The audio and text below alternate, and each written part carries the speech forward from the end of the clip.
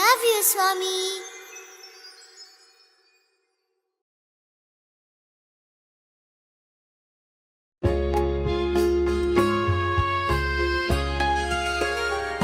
ఒక చిన్న కథ.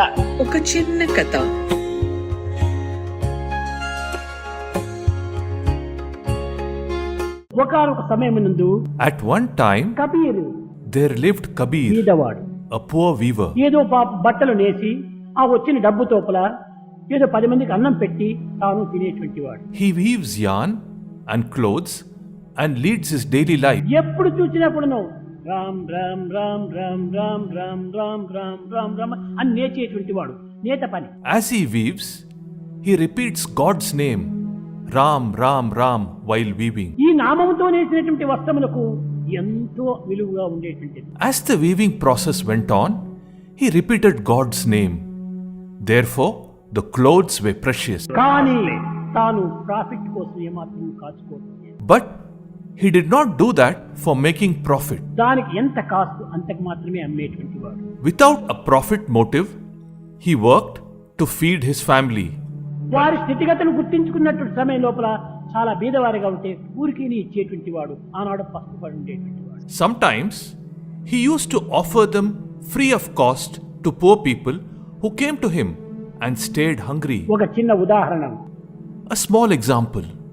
గ్రీక్ పీపుల్ ఇక్కడ ఉన్నారు. ఇప్పుడు Right here, we have Greek people by walk who have come here to Parthi, walking all the way from Bangalore. ఓం సత్సాయి బాబాయ్ నమః, ఓం సత్సాయి బాబాయ్ నమః, ఓం సత్సాయి బాబాయ్ నమః అని ఒక్కొక్క అడుగు కూడాను సత్సాయి బాబాయ్ నమః, సత్సాయి బాబాయ్ నమః అని ఆ పదం చెప్పి అడుగులు పెట్టి పుట్టబర్తికి వచ్చి చేరారు. Right from Bangalore airport, they started walking. All the way from the airport, right up to this place, they walked, repeating God's name, Om Sri Satyasai Babaya Namaha, at each step. వస్తానని నేను చక్కగా దగ్గరికి వెళ్ళి receive చేస్తున్నాను. Bhagavan received them and inquired about their welfare. కాడు నొప్పిగా ఉందా అన్నాను. Bhagavan asked, Are your legs aching? అయ్యో ఇంకా 10 మైళ్ళైనా మేము నడుస్తాం స్వామి, చాలా ఆనందంగా ఉంటుందని. ఇది మాకు ఒక ఛాన్స్ అన్నారు. The devotees from Greece said they can walk even further, as it was their unique chance to win his grace. మేము కారులో కూర్చొని వచ్చుంటే ఈ నామాన్ని స్మరించుండేటువంటి వాళ్ళం కాదు. Had they travelled by car, they could not have chanted his name that way. అందువల్లే ప్రాచీన కాలంలో కష్టే ఫలి అన్నారు. కష్టపడినప్పుడే ఫలం వస్తుంది. Therefore, the ancients said that hard work always earns you success.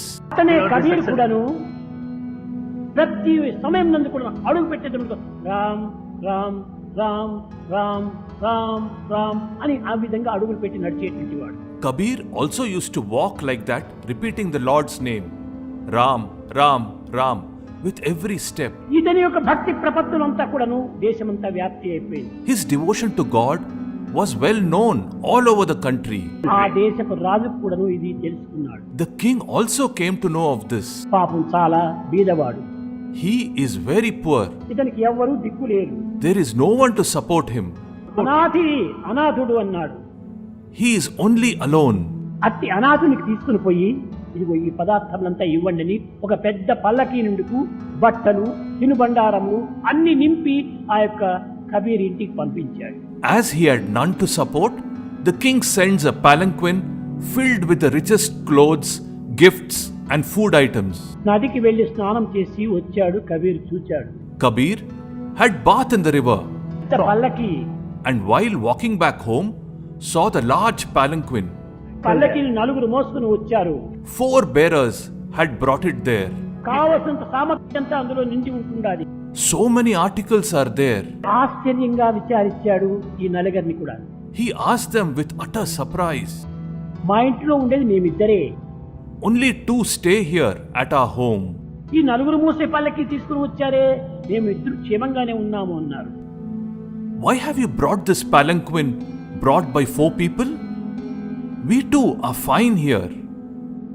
4 people మోసేటువంటి ఏమిటి? డెడ్ బాడీని. Only dead body is carried by 4 people.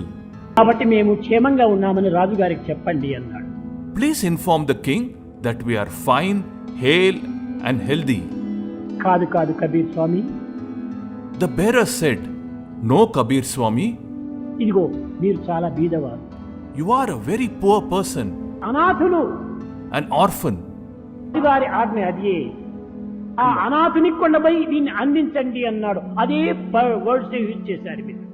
You are left all alone. They used the same words as used by the king himself, that Kabir was anatha, an orphan, and had no one to help and support. ఓహో, రాజుగారు చెప్పారా, అనాథునికి ఇవ్వమని చెప్పారా? మంచిది. అయితే నేను అనాథుని కాదు. Did the king say that? I am not anatha. I am not an orphan. భగవంతుడు రాముడు నాకు నాథుడిగా ఉన్నాడు. I have got my master, Rama. నేను అనాథుడు కాదు. I am not an orphan. రాముడే అనాథుడు, అతనికి ఇంకొక నాథుడు లేడు.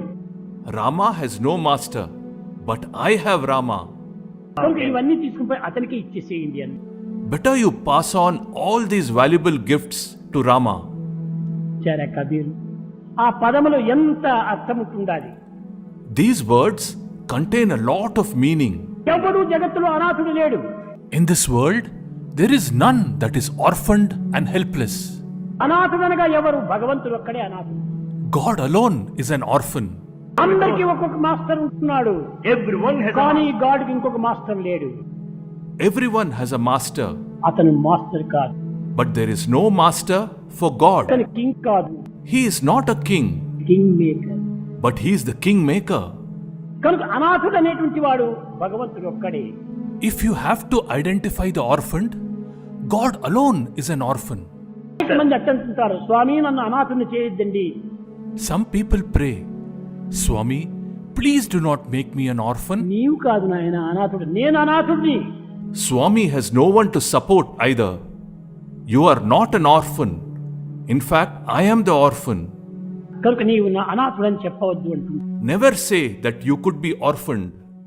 అదే విధంగానే ప్రతి ఒక్క భక్తుడు కూడాను దైవం యొక్క తత్వాన్ని, దైవం యొక్క యథార్థాన్ని గుర్తించుకొనలేక అనేక విధములుగా అపోహలు పడతారు. వాళ్ళ ఆవేశం లోపల ఒక విధమైనటువంటి భావమును అనేక విధంగా పొంగింపజేసుకుంటారు. Most devotees are not able to understand the true nature of the divinity because of their misunderstanding, ignorance, and emotions.